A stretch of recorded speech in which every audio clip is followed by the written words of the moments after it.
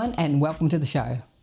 I'm Carol O'Halloran, the positive aging warrior. Have you ever thought you'd like to become more involved with water sports? Or maybe give sailing a go?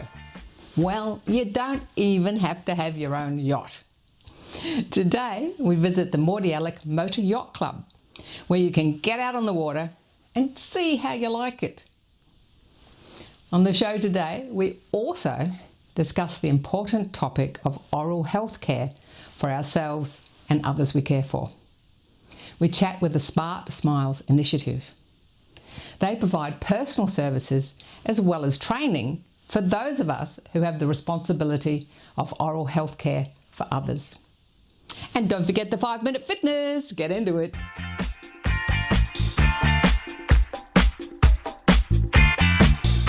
A loved one may appear agitated or seem disinterested in food, and this may be purely because of issues with dentures or tooth decay. Today, we're at Donwood Community and Aged Care, where the staff receive training on how to take care of the oral health of the residents. So oral health and neurodegenerative conditions, they do come together. We always recommend brushing twice a day, and it doesn't have to be that as soon as they wake up we go and brush them, because it could be we can brush after breakfast. It depends. With the neurodegenerative conditions, it's also important to catch your moment. People who care for the residents are able to recognize not only what's needed to be done, so brushing the teeth, cleaning the dentures, but also recognizing the signs of pain and making sure that when this situation happens, someone is alerted, so the dental professional gets involved. Victoria, welcome to the show. Hi Carol, thank you for having us. Now, can you tell us about the Smart Smiles initiative? How did it all come about? Well, Smart Smiles initiative is part of our passion, I guess, and a dream of making sure that we can look after people who need care. So it's got a bit of a personal story to it. For many years, I've been quite a successful research scientist until I got a phone call from my dad who said, I've just been diagnosed with neurodegenerative condition. Noticing the decline, not only cognitive, but also decline in the oral health. At this stage, I had nothing to do with oral health, and I just wanted to make sure that my dad could get appropriate care at home. Couldn't find anything like that, so I decided that maybe it's time to requalify, going from test tubes to actually helping people. And I've requalified. I became an oral health therapist with adult scope, and so I was always wanting to work in an aged care sector, or in a sector where you need to have to work with special care people. Few years in different clinics, private, mobile, different. Met my great colleague Rachel, who was dental prosthesis, and we sort of we wanted to have a practice which is a bit of a community base, so we could do the education sessions, because usually the oral health education sessions are not part of your conventional dental visit. And we also realized that having a combination of education session as well as caring for the people who are living with these neurodegenerative conditions in a personalized and more preventative approach would work really well, and that's where Smart Smiles started. So you talk a lot about neurodegenerative conditions, so that's one of your major specialties. Can you just run through some of those conditions? So there are neurodegenerative conditions. It's a broad spectrum of neurodegenerative decline. So it can start from person can be diagnosed with Parkinson's, or there is a dementia, there is an early onset, late onset, so there are many others. Motor neuron disease, I think it's fighting the beast is a lot in the programs now, and it's important. Motor neuron disease, MS, and different. Yeah, so all of them are part of neurodegenerative conditions which affect people from different age groups.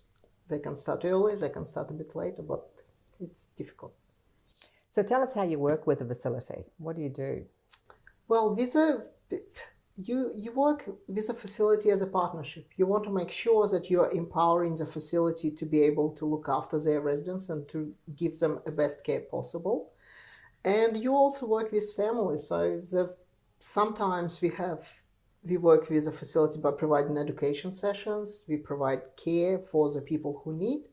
And also with the family. Sometimes the family finds us on the internet and they say, oh, could you come and have a look at my loved one who is living in this particular place? It's also sometimes the facilities call us and say, hey, we're struggling to get oral health care here. Can you come and have a look at all of it? So it's all different. So talking about someone looking after their loved one at home, so you can help people on an individual basis as well. Absolutely.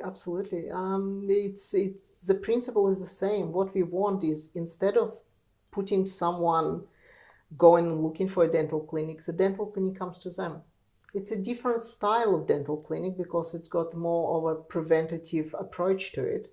It's got more of a longer vision because the cognitive decline doesn't happen overnight. It progresses. So the oral health needs are also progressing as well.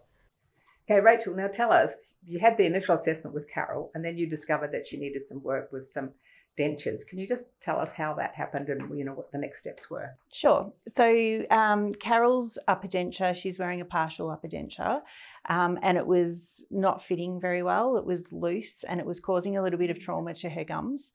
So what we did with her top denture is we relined it, which makes it fit properly on the gums, stops that movement from happening and reduces the trauma to her gums. Carol also found that she wasn't comfortable smiling because she was missing a front tooth on the bottom. So we made her just a really small denture just to fit in and fill in that gap. And now she's comfortable smiling. Now she can't stop smiling. So that's very common, you find that their dentures aren't fitting properly. That's probably the most common issue we have with residents in aged care. It's an ill-fitting denture. There are broken dentures as well, but loose dentures are the most common thing, and we're just making adjustments to make them fit better for them. And what are some of the signs that you see in patients indicating they might have pain in their mouth? So there'll be redness, ulceration. They might resist their oral health care. So brushing teeth, they might be resistant to that because it's painful for, the brush to be in their mouth. So what would you say to somebody that's, needs some oral health work about why they shouldn't feel too anxious about people coming and helping you? That's right. And of course the staff will be standing by too. They'll be around, I think. They could be called if anything. No, they're very wonderful in here. So it wasn't as frightening and bad as you thought? No. I was a bit frightened. But now you just can't help smiling, and now you know what you're in for. And as if it's coming good. I tell her husband over there, that's past. A photo of him, I always tell him, look at my teeth, He's got a beautiful smile and dimples. He still loves dimples. So you want to give a lovely smile to the camera? Yes. There you go. The important part of looking after oral health of your loved one is we want to make sure that their natural teeth are brushed, that their dentures are fitting well and they're brushed as well, and that they don't have any unnecessary pain or suffering, which can be caused by a broken tooth or by calculus. So it's always good to have your oral health professional check every 6 months.